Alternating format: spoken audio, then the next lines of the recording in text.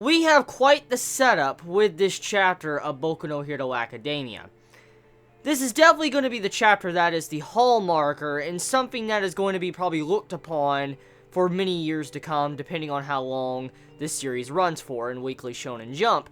Because this chapter signifies the beginning of our in-game villain, along with the death coming for All Might, which we all knew that was coming, but this chapter signifies All Might will die, because what he says in his mind. And then the reveal of All for One and One for All, more information about, their origins, along with quirks, the beginning of quirks. Just, there's so much information in this chapter. It's a very explosive chapter. And this is going to be one of those chapters I know of that's probably going to be looked back for many years to come. For instance, when people are theory crafting or thinking about, One for All or All for One, and they're thinking about, how these two have, a rivalry between each other, how brothers were kind of going at each other. That's kind of probably going to be looked back at. For instance, if we get into future arcs, most likely this right here might have flashbacks orientated around it. I could see maybe 100 chapters down the road that there will be flashbacks to this chapter, because that's just how important this chapter is to the series. So, this chapter of Boku no Hero Academia.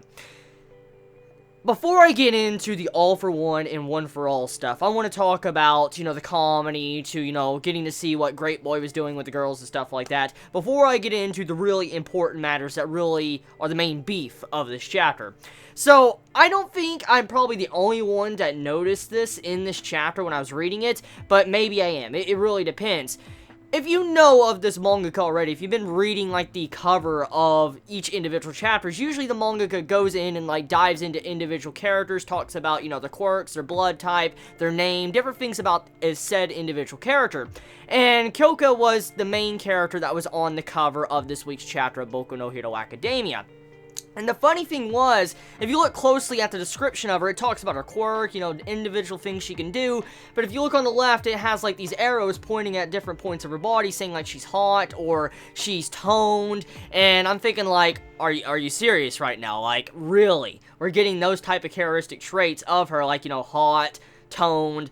And what was funny about this, and very ironic, was she was the character that was not mentioned by Great Boy in this chapter. Look at the chapter, look at the beginning again, look at the cover page with Kyoka on the cover talking about her, the mangaka talking about her. And you see it to how, the mangaka said she was hot and toned. But then you get into the comedy part where Great Boy was looking for a hole, looking at all the women.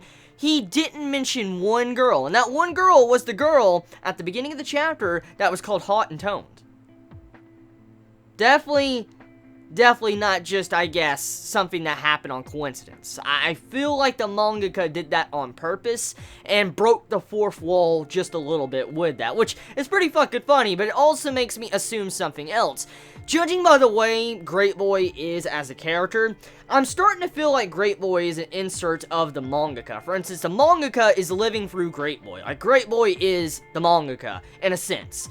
And if that is where the mangaka is going with his character, that's pretty fucking hilarious. And even if that's not where it's going, just seeing that type of reference to the cover page, to what happened this chapter, was definitely spot on. And definitely some good comedy moments of this chapter, which I respect. So, enough of that. Let's get into some other comedy things before I finally get into the beef. We have it to where Izuku, he can pull off a very good All Might face. Did anyone see that All Might face? When he just comes in, his face turned into All Might? That was just too damn priceless. I laughed my ass off to that scene. But I think that's all I really want to talk about when it comes to the comedy. Let's get into some of the beefier parts of the chapter. So, we come to find out, which is clarified, it's finally clarified, because I think all of us probably have had this thought in our mind some way or form when we were reading the previous arc with Stain. When Stain licked the blood of Izuku, we do know that, One for All is passed down through DNA. And when I saw that, I don't think I ever mentioned it, to be honest, but I was curious about it because of how One for All worked. And we come to find out that Stain would not gain the ability of One for All from Izuku from taking his DNA and licking it. Because to be able to gain One for All, the possessor of it, the one who has it in their control, has to willingly give up the quirk. For instance, like, I will give you one for all, and, you know, has to willingly give it up. And here's the thing that All Might says. He says, the quirk cannot be stolen. Like, it cannot be stolen from you, but you can forcibly hand this quirk off to someone else. For instance, what happened to Izuku, how All Might kind of gave Izuku his quirk, one for all. So we kind of find out now how the quirk works, how this mutation, in a sense, works, which I like that about, you know, this series right now. I'm really liking the standpoint of Boku no Hero Academia with its powers. We're coming to find out that quirks are not really just powers in general, which we already kind of knew of this, but the more we see of it, the more we see examples like in this chapter with, you know, how quirks can mutate in a certain way because of All for One, it shows you that quirks are a genetic mutation, and it's something different with the human body, and that is a really cool thing. I mean, I'm glad it's not just, you know, powers given to characters, but there is mutation taking place in the body. And that's kind of changed the way humanity is, which makes me wonder if we're ever going to have, like, some form of origin arc in the near future. Like, maybe there might be a flashback arc that might be similar to maybe Alma Toran from Magi, if you've ever seen that arc that's recently happened in Magi. Maybe we might have something similar to that, like, you know, how quirks start, like an entire flashback, or who knows, maybe the mangaka might make a spin-off, or not a spin-off, but a prequel story that takes place before the series and has it follow All Might. Hey, that's a possibility. That does happen. I mean, look at Fairy Tail, look at, you know, Akame ga Kill. There's a bunch of mangaka that do that quite often, and I could see something like that happening if Boku no Hero Academia gets very popular with an anime. I could see it getting a sequel story or a prequel story talking about, you know, how quirks came about. But enough of that. We come to find out where All for One and One for All kind of originated at, and where the quirks really came from. So, we had to where these two brothers had these individual quirks, and the user that we know of, One for All, that Izuku currently possesses, the power, he was a person that didn't really show or seem to have any type of quirk. He seemed to be like a powerless boy, which is very similar to how Izuku is. So, the possibility of Izuku having a quirk just rose up in the rankings, which this has been Fury crafted before. I think I talked about it a couple of times too. Izuku most likely having a possibility of another quirk besides One for All, and with finding out stuff about this with, you know, how quirks can mutate because of being passed down. For instance, you know, All for One did what it did to One for All, and the brother with the stockpile power that he tried to give to his brother, and then, you know, how quirks sometimes can, you know, mutate. There might be a possibility something like this might happen. I highly doubt the manga would introduce, like, a design like that, like a mutation of quirks kind of mutating into, like, one, if it wasn't something vital for the future of the series. Because, let's really think about this. This is early in the series, and some of the information we got is really good world-building material for the story and what we should expect from the quirks. For instance, with these mutations now, finding out how, like, All for One can mutate certain things, and how quirks might mutate in general in some ways, it might be a possibility that Izuku is very different from the other previous users of his quirk power, because he might have a quirk that's yet to really display itself in a certain sense, and Izuku might be extremely different and strong, and might be able to do something that all the other previous users of One for All could not do. But instead of theory crafting on that, back on topic, the brothers. We come to find out with the origin of the brothers, All for One and One for All for One decided that he wanted to give this ability called Stockpile to his brother.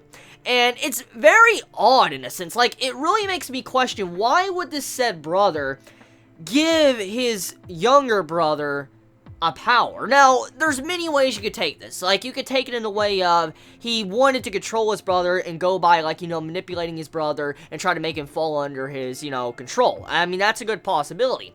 Or there's a possibility that he felt very sad or lonely, and he wanted someone beside him to be as strong as him while they rule the world. That is another good possibility. And then there is another good possibility. What if the All for One user, the older brother, knew about the ability, the quirk ability, and somehow planned it to give him the stockpile ability, for instance, give it to him, and would allow, you know, the quirks to merge in a certain way to where it would pass down from generation to generation and build up power. Because from what we found out with stockpile, is that it passes down, like, strength or power in a sense, and it doesn't really clarify what that is, which is kind of strange, because normally, since this is a shonen, I would consider it to be, like, you know, passing down just strength and speed, reflexes, and stuff like that. But with the way the series has been presented, it makes me think of something different. I wonder exactly what the entirety of this stockpile is. Like, what does it really stockpile? Is it just strength, or is it something else entirely? And there are some things that still need to be clarified about this ability, but for now, we're going to put that on the side, because there's not really much more I can go on with that. But the main thing I want to talk about is, Izuku has a really strong possibility of being able to have another quirk on top of the quirk he already has. And there is a good possibility that mutations in quirks might be a possibility for Izuku in the future. Now that I've said that, let's talk about the ending part with the design of our main head honcho, our in-game boss. He wants to carry on his legacy in Shigaraki. Now, Shigaraki, as we know, he's one of our main iconic characters, or villains, of the series. Has been around since, like, early stages of Boku no Hero Academia. And there's been many speculations and theories that maybe his character might go to the good side, might go to the bad side, you know, stay on the bad side. There's many possibilities. But finding out now that the main villain wants to carry on his legacy through Shigaraki and, like, pass down his quirks, in a sense, it's kind of scary, but also kind of shows us that what if this villain is trying to, in some shape or form, not really say, like, he wants to kind of carry on his legacy through Shigaraki, but more of, like, allowing Shigaraki to be the main person in front of everybody. For instance, the person that leads everybody, but behind the scenes, you have it to where the main head honcho, the all-for-one user, is the guy in the background really being the, you know, the person that's manipulating everybody. I could see something like that happening if that does go like that way, and it might not actually mean him, you know, giving out his abilities to Shigaraki. But we also get more clarification on Nomu, how Nomu works, and, you know, what really happened to the body, of how, you know, Nomu kind of went brain dead. Many things were explained, and this was a very good chapter. Probably one of the best chapters of the series, which gives us so much information, which I am very happy to see. So well done for the mangaka of Boku no Hero Academia, once again doing a very good chapter that makes me scratch my head and think, like, how can this manga get any fucking better? Like, it's in the early stages, it's in its 50s, and it's nowhere near as long as some of the other shonen that's currently ongoing, but we cannot deny that Boku no Hero Academia continues to impress, continues to show great world building with characters and great character designs. It's a good series, and it continues to impress us all. And yeah, that's it.